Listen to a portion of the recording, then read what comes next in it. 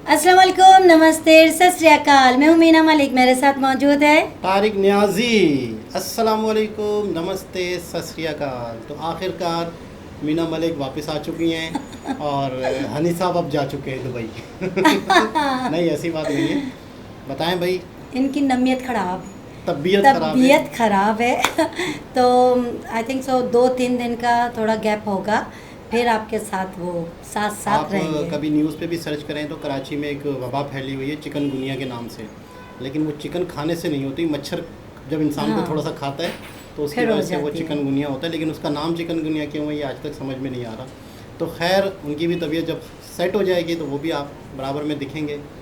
तो अभी क्या करना है, चलते हैं अभी वीडियो हम की तरफ, चलते हैं फिर करते हैं गपशप। आप गपशप। थोड़ा सा बताएं ना जानने वालों को, चाहने वालों को, कि कैसा रहा टूर, थोड़ा सा हाँ, बताएं। टूर ज़बरदस्त, बहुत आला, बहुत अच्छा रहा। 1 मंथ किस तरह गुजरा कुछ पता ही नहीं चला। काम काम काम, घूमना फिरना, ये वो। तो अच्छा, बहुत अच्छा रहा। तो इनकी क्लिप भी हम बताते कोई रहेंगे शहर, कोई आपको। जगह बताएं खास खास जहाँ पे आप गई इस दफ़ा, पहले नहीं गई थी। आप जो आप वाले वही वर्ड जो फ्यूचर म्यूजियम, अच्छा, वहाँ वहाँ गई। तो हाँ वो जो गए गोल गोल हैं। गोल नई बिल्डिंग में। यस, तो अच्छा। वहाँ तक गए, लेकिन अंदर तक जो ऊपर जब हम जाते हैं तो वहाँ तक हम नहीं जा सके। वो हम आपको क्लिप में बताएंगे कि क्या रीज़न था। 3 से 4 मरतबा गए हैं।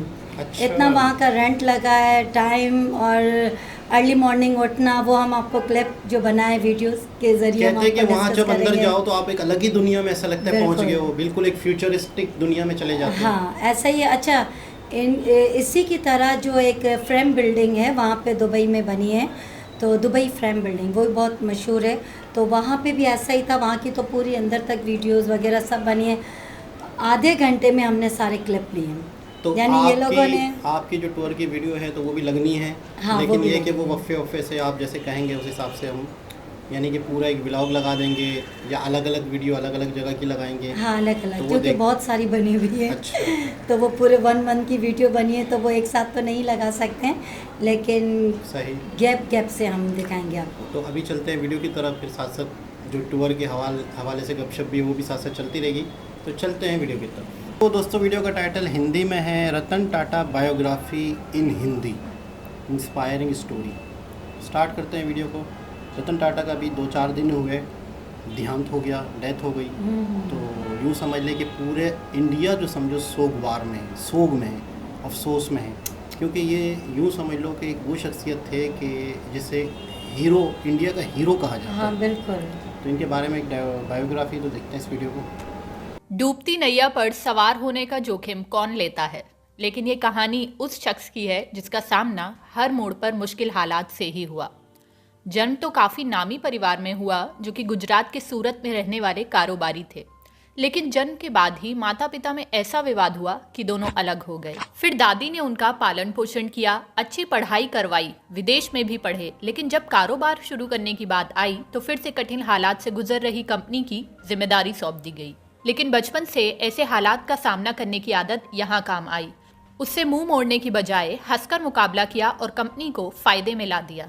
ये कहानी है देश के महान बिजनेसमैन रतन टाटा की।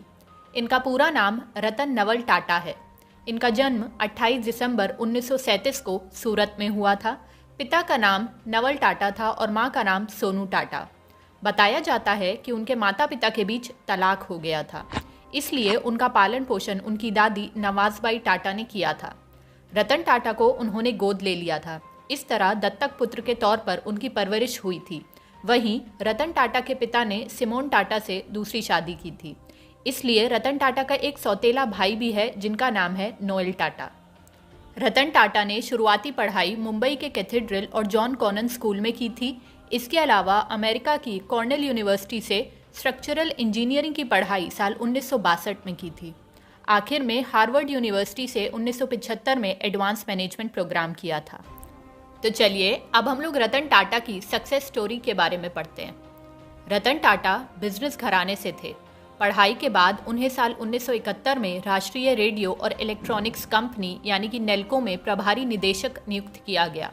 जब उन्हें ये कमान सौंपी गई थी उस वक्त कंपनी बुरे दौर से गुजर रही थी, लेकिन इससे मुंह मोड़ने के बजाय रतन टाटा ने अपनी काबिलियत के दम पर नेल्को कंपनी को न सिर्फ इस झटके से उभारा बल्कि 20% तक हिस्सेदारी भी बढ़ाने में सफल रहे।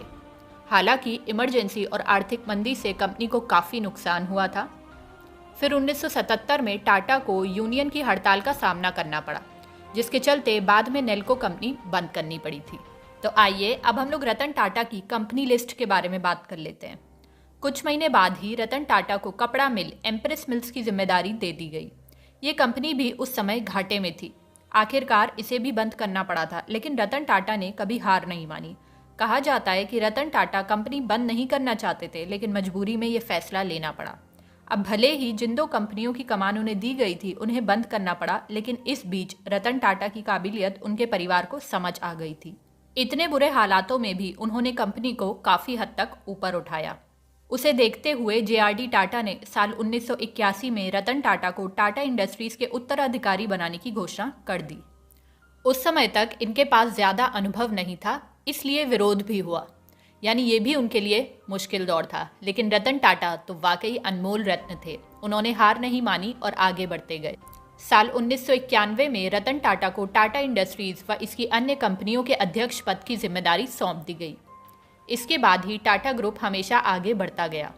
इनकी अध्यक्षता में टाटा ग्रुप ने अपने कई बड़े प्रोजेक्ट स्थापित किए और देश ही नहीं बल्कि दुनिया में भी उन्होंने टाटा ग्रुप को नई पहचान दिलाई। रतन टाटा ने दुनिया की सबसे सस्ती कार नैनो बनाई। रतन टाटा के निर्देशन में कंपनी ने महंगी गाड़ियों में से एक जैगुआर लैंड रोवर का अधिग्रहण भी किया और महंगी कारें भी बनाई। साथ ही रतन टाटा ने दुनिया की सबसे सस्ती कार भी बनाई, जिसके बारे में लोगों ने कभी सोचा भी नहीं था। लखटकिया यानी लाख रुपए में कार लेने के सपने को भी रतन टाटा ने साकार कर दिया। रतन टाटा की महज 1 लाख रुपए की लागत वाली नैनो कार को दुनिया की सबसे सस्ती कार बताया गया। 28 दिसंबर 2012 को रतन टाटा टाटा ग्रुप के सभी कार्यकारी जिम्मेदारी से रिटायर हो गए थे।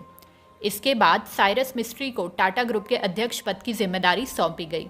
हालांकि रतन टाटा रिटायरमेंट के बाद भी एक्टिव हैं और काम कर रहे हैं। रतन टाटा ने अपने 21 साल के कार्यकाल में कंपनी को उस शिखर पर पहुंचा दिया जहां जाने के लोग सपने देखते हैं। कंपनी की वैल्यू 50 गुना बढ़ा दी।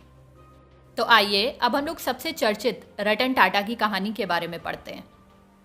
इस कहानी की शुरुआत हुई थी साल 1998 में। उस समय टाटा मोटर ने अपनी पहली पैसेंजर कार इंडिका बाजार में उतारी थी। यह रतन टाटा का ड्रीम प्रोजेक्ट कहा जाता था, लेकिन रतन टाटा ने जो सोचा था वैसा नहीं हुआ। टाटा मोटर्स घाटे में जाने लगी। आलम यह आ गया कि उन्होंने पहली बार कंपनी को बेचने का फैसला किया। वे कंपनी बेचने के लिए अमेरिका की कंपनी फोर्ड के पास गए। उस समय रतन टाटा और फोर्ड कंपनी के मालिक बिल फोर्ड के बीच घंटों तक मीटिंग हुई। रतन टाटा की हालत को देखकर बिल फोर्ड ने उनके साथ अच्छा व्यवहार नहीं किया। फोर्ड ने यहाँ तक कह दिया कि जिस कारोबार के बारे में आपको जानकारी नहीं, उसमें इतना पैसा क्यों लगा दिया। आखिर में तो फोर्ड ने हद कर दी और ये कह दिया कि ये कंपनी खरीदकर हम आप पर एहसान कर रहे हैं। ये आखिरी शब्द सुनकर रतन टाटा वहाँ से बाहर निकल आए थे और कंपनी बेचने के फैसले को कैंसिल कर दिया। उन्होंने डील भी खत्म कर दी। उन्होंने एक रिसर्च टीम तैयार की जिसका काम था मार्केट में क्या चल रहा है और लोग क्या चाहते हैं वो पता लगाना। फिर से उन्होंने टाटा इंडिका कार लॉन्च की और इसने सफलता की नई बुलंदियों को छू लिया। और फिर रतन टाटा लगातार आगे बढ़ते रहे और वहीं फोर्ड कंपनी का पतन शुरू हो गया। साल 2008 तक आते आते फोर्ड कंपनी दिवालिया होने की कगार पर पहुंच गई। तो आखिर क्यों हैं रतन टाटा इतने महान? अगर हम टाटा ग्रुप की सभी कंपनियों की मार्केट वैल्यू की बात करें तो एक अनुमान के हिसाब से जितनी उनकी कंपनियां हैं उनकी मार्केट वैल्यू 17 लाख करोड़ रुपए होगी। एक रिपोर्ट के मुताबिक उनकी कुल संपत्ति 117 बिलियन डॉलर यानी कि करीबन 8.25 लाख करोड़ है। रतन टाटा इसमें से 65% पैसा लोगों की मदद करने के लिए दान देते हैं। यही कारण है कि वे दुनिया के अमीर व्यक्तियों में शामिल नहीं हैं, लेकिन लोग उन्हें दिल का बहुत अमीर मानते हैं। धन्यवाद। तो जी जनाब, हमने ये देखा रतन टाटा का पूरा इन्होंने बायोडेटा बताया मतलब कि इनका किस बायोडेटा तरीके तो से। बहुत बड़ा है। हाँ, लेकिन ये- अभी थोड़ा सा एक शॉर्ट करके इन्होंने बताया कि किस तरीके से स्ट्रगल किया। इनके माता पिता डिवोर्स के बाद इनकी दादी ने इनकी परवरिश की। लेकिन ये भी बहुत बड़ी बात होती है तारिक कि अगर इनकी परवरिश करता है, या तो कोई बिल्कुल ही बच्चे को डाउन की तरफ ले जाता है या तो बिल्कुल अप हो जाता है। अगर इनकी परवरिश इतनी अच्छी तरीके से हुई है, दादी ने ये सोचा होगा कि भाई ये तो खून तो हमारा ही बिल्कुल है, ऐसा ही चाहे है। कुछ भी, अगर वो कोई एक नसीबों के खेल है, अगर बनता है रिश्ता, जोड़ा बनता है तो ठीक है। और इनका एक भाई भी बताया गया है, सौतेला भाई भी हाँ है। सौतेला भाई भी है, लेकिन नाम किनका है?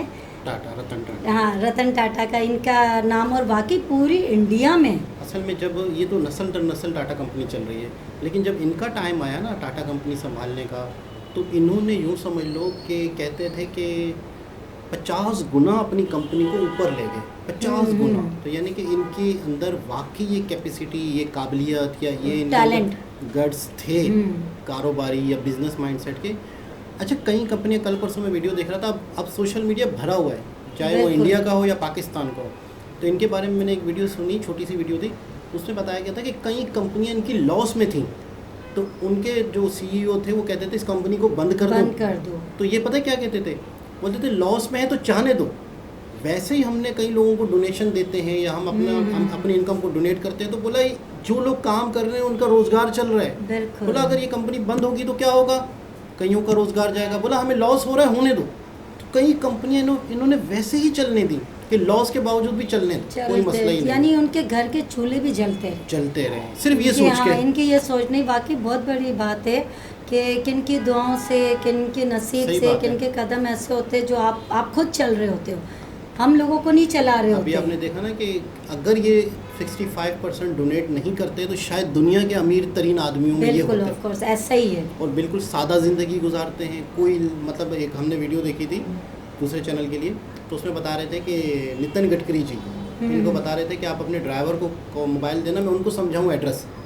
आप इनको एड्रेस समझाना था, तो बोला नहीं मेरा ड्राइवर नहीं है, मैं खुद ही आ रहा हूँ। मतलब खुद ही अपनी वाह, गाड़ी ड्राइव कर रहे थे। बड़ी बात है। तो बहुत मतलब वाकई लोग इतने बड़े रुतबे पे कब पहुंचते हैं जब उनके अंदर बड़ी आजिज़ी और इंकिसारी होती है। बिल्कुल तो वाकई मतलब यूँ समझ लो कि ये रोल मॉडल है। बिल्कुल। ये लोगों को इनकी बातें, इनकी ज़िंदगी गुजारने के तरीके से बहुत कुछ सीख के अपनी ज़िंदगी को हमें बेहतर बनाना चाहिए। बिल्कुल, अब ऐसे ये इस ही दुनिया में नहीं रहे। अच्छा, ये भी गुजराती थे, हाँ, गुजरात से में ही सूरत से ना आए थे। हाँ, गुजराती है। और अच्छा, गुजराती के तो वैसे ही ब्लड में शामिल होता है कारोबार, बिजनेस। और अब अगर नहीं भी रहे तो इनका नाम सदा जिंदा है। बिल्कुल ऐसा ही, हमेशा जिंदा हाँ, रहेगा। जिंदा रहेगा। और लोगों को, काफ़ी लोगों को प्रैक्टिकल करना भी मिला होगा, जिस तरह इनके वर्करों के साथ और इन्होंने लाइफ जिस तरह गुजारी है, इनका लाइफ जीने का जो स्टाइल है, बिल्कुल बहुत सारे लोगों और के लिए सादगी, आजिज़ी, और कितने लोगों ने इनको देख के कितनी चीज़ें फॉलो की बिल्कुल होगी। ऐसा ही है, ऐसा ही। बिल्कुल, तो बहुत ज़बरदस्त वीडियो थी। बिल्कुल। दोबारा किसी और वीडियो से आपसे मुलाकात होती, जब तक के लिए अल्लाह हाफ़िज़।